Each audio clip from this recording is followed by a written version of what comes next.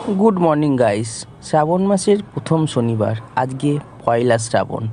তাই সকাল সকাল ঘুম থেকে উঠে আমি স্নান টান সেরে আমি পুজো দেওয়ার জন্য রেডি হচ্ছিলাম।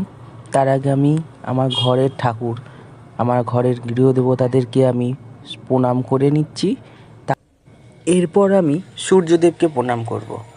রোজকার নিয়মে আজকেও স্নান টান সেরে সূর্যদেবকে প্রণাম করে তারপর আমি আমার আজকের দিনটা শুরু করলাম। এর মধ্যে একটা কথা বলে রাখি, আমি প্রত্যহ ব্লগ করি না, তাই অনেক দিন পর আজকের এই ব্লগটা করলাম।